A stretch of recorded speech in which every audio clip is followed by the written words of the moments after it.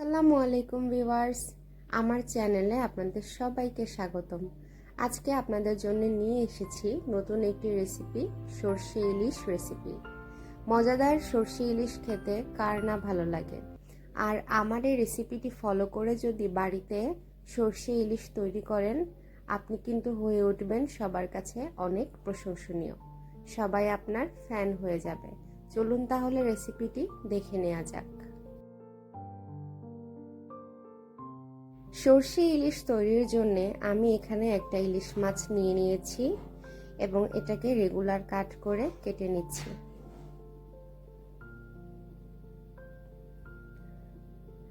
মাছটা কাটা হয়ে গেলে আমি এখন ধুয়ে নিব।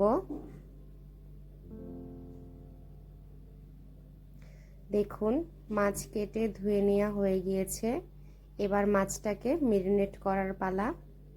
মেরিনেশনের জন্য আমি এখানে দিয়ে দিচ্ছি হাফ চা চামচ হলুদ গুঁড়া, হাফ চা চামচ মরিচের গুঁড়া, সামান্য পরিমাণে লবণ দিয়ে দিচ্ছি। এবার আমি সবগুলোকে ভালো করে মাখিয়ে নেব। মশলাগুলো মাছের সাথে ভালো করে মাখিয়ে মেরিনেট করে রেখে দিব 20 মিনিটের জন্য। এই ফাঁকে একটা মশলা তৈরি করে নেওয়া যাক। আজকের রেসিপিটি আমি করছি ঘরে থাকা সাধারণ উপকরণ দিয়ে। আমি এখানে একটা পাটার উপরে কিছু পেঁয়াজ এবং 3-4টি কাঁচামরিচ নিয়েছি। এগুলোকে এখন একসঙ্গে বেটে নিচ্ছি। পেঁয়াজ এবং কাঁচামরিচ একসঙ্গে বেটে তরকারিতে দিলে তরকারির স্বাদ কিন্তু অনেকটাই বেড়ে যায়, খেতে মজা হয়। আপনারা ব্লেন্ডারেও বেটে নিতে পারবেন। আমার বেটে নেওয়া হয়ে গিয়েছে। এবার এখন এটি একটি পিরিচে তুলে রাখছি। এবারে আজকে সর্ষে ইলিশের জন্য সরিষাটা বেটে নিব। সরিষা বেটেই কিন্তু আমি এই অবস্থাতেই তরকারিতে দিব না, সরিষার কালো ছালটা থেকে যায়, তরকারি দেখতে বাজে লাগে। আমি এটি ছেঁকে নিয়ে তারপরে দিব। সরিষা বাটার সাথে অল্প একটু পরিমাণে পানি মিশিয়ে তারপরে ছাঁকনি দিয়ে ছেঁকে ওই পানিটা ব্যবহার করব। সরাসরি সরিষা বাটা দিলে তরকারি কিন্তু ভালো লাগে না দেখতে, সরিষার কালো ছালটা থেকে যায়।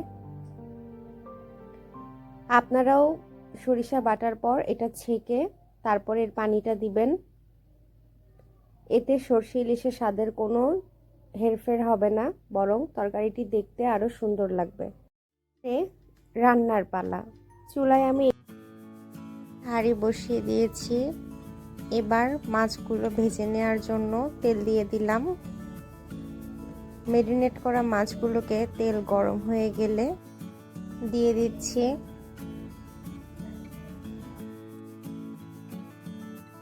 তেল যেন ছিটকে গায়ে না আসে, সেজন্য সামান্য পরিমাণে লবণ ছিটিয়ে নিলাম। আপনারাও মাছ ভাজার সময় এরকম করে একটু লবণ ছিটিয়ে নেবেন, তাতে করে তেলটা ছিটকে আপনাদের গায়ে আসবে না। মাছ ভাজা হয়ে গিয়েছে, এবারে আমি তুলে নিব। চুলায় অন্য আরেকটি হাঁড়ি বসিয়ে তাতে পরিমাণ মতো তেল দিয়ে নিলাম। তেল গরম হয়ে আসলে এখন এর মধ্যে দিয়ে দিচ্ছি পেঁয়াজ কুচি।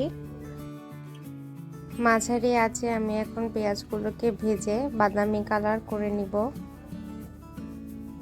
পেঁয়াজ বাদামি রং হয়ে আসলে আমি এর মধ্যে সামান্য পরিমাণে পানি দিয়ে দিলাম।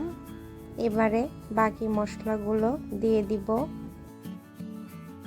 1 চা চামচ পরিমাণে আদা ও রসুন বাটা, 1 চা চামচ পরিমাণে জিরা এবং পেঁয়াজ বাটা, 1 চা চামচ পরিমাণ হলুদ বাটা। পেঁয়াজটা আমি একসঙ্গে বেটে রেখেছিলাম, সেটা আজকের তরকারিতে ব্যবহার করছি। জিরা ও পেঁয়াজ একসঙ্গে বেটে নেওয়াটা আমি আর এই ভিডিওতে দেখালাম না, এতে করে ভিডিওটি অনেক বড় হয়ে যাবে। দিয়ে দিচ্ছি হাফ চা চামচ পরিমাণে মরিচ গুঁড়া,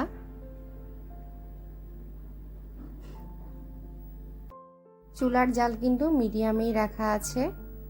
এবারে দিয়ে দিচ্ছি হাফ চা চামচ পরিমাণে লবণ। লবণটা আপনারা আপনাদের স্বাদ মতো বাড়িয়ে বা কমিয়ে নেবেন। সবগুলোকে আমি খুব ভালো করে কষিয়ে নিচ্ছি। কেটে রাখা টমেটো। টমেটো দিলে কিন্তু সরষে ইলিশের স্বাদটা ভালো আসে। আপনারা সরিষা ইলিশ বাড়িতে তৈরি করলে টমেটো বাদ না দেওয়ার চেষ্টা করবেন। চুলাটা মিডিয়ামে রেখে আমি এবারে ঢেকে দিচ্ছি 10 মিনিটের জন্য। এই 10 মিনিটের মধ্যে আমি 2-1 বার ঢাকনা খুলে একটু নেড়েচেড়ে আবার ঢাকনাটা দিয়ে দিব। 10 মিনিট হয়ে গিয়েছে, এবার ঢাকনাটা খুলে দেখব। এখানে দিয়ে দিলাম হাফ চা চামচ পরিমাণে ধনিয়া গুঁড়া, 1 চা চামচ পরিমাণে জিরা গুঁড়া,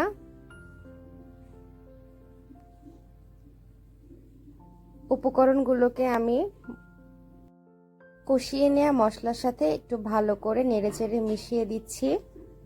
কমিয়ে দিয়েছি। এবারে দিয়ে দিচ্ছি সরিষা বাটা ছেঁকে রাখা পানিটা।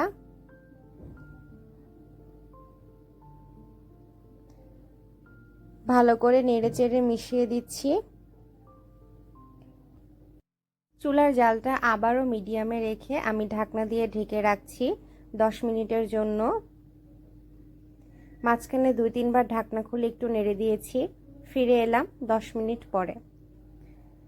দেখুন পানিটা ফুটতে শুরু করেছে। এবারে দিয়ে দিচ্ছি সে কাঁচা মরিচ এবং পেঁয়াজ বাটা। আমি এখানে প্রায় 2 চামচ পরিমাণে কাঁচা মরিচ এবং পেঁয়াজ বাটা ব্যবহার করেছি। চুলার জালটা মিডিয়াম থেকে একটু কমিয়ে রেখেছি। 2-3 মিনিট এভাবে ঢাকনা খুলে জাল করে নেয়ার পর আমি এর মধ্যে মাছ দিয়ে দিচ্ছি। মাছগুলো দিয়ে দিলাম। এরপরে দিয়ে দিচ্ছি কেটে রাখা টমেটো। টমেটো যেহেতু প্রথম অবস্থায় একবার দিয়েছিলাম, তাই এখানে দেয়াটা অপশনাল। আপনারা শেষ মুহূর্তে এসে ইচ্ছা করলে দিতেও পারেন, আর চাইলে না দিলেও কোনো সমস্যা হবে না। তবে টমেটো দিলে স্বাদটা আর কি একটু ভালো আসে, স্ট্রং একটা ফ্লেভার পাওয়া যায় সরিষা এবং টমেটোর। আচ্ছা, তাহলে আমার সবকিছু দেয়া শেষ। চুলার জালটাকে মিডিয়াম থেকে একটু কমিয়ে আমি ঢাকনা দিয়ে ঢেকে রাখছি আর 10 মিনিটের জন্য। 10 মিনিট কিন্তু একটানা এভাবে ঢাকনা দিয়ে ঢেকে রাখা যাবে না, মাঝখান দিয়ে ঢাকনা খুলে হালকা নেড়েচেড়ে দিবেন।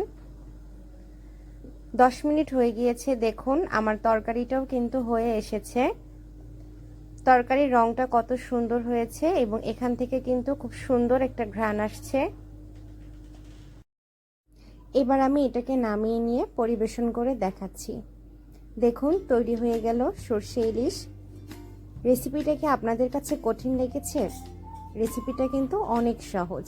বাড়িতে আপনারা অবশ্যই এটি ট্রাই করবেন আর আমাকে জানাতে কিন্তু ভুলবেন না। ভিডিওটি ভালো লেগে থাকলে একটি লাইক দিবেন, কমেন্ট করবেন এবং আপনার বন্ধু-বান্ধব এবং আত্মীয়-স্বজনের কাছে ভিডিওটি শেয়ার করে দিবেন। অনেক ধন্যবাদ সবাইকে। সবাই সুস্থ থাকবেন। আল্লাহ হাফেজ।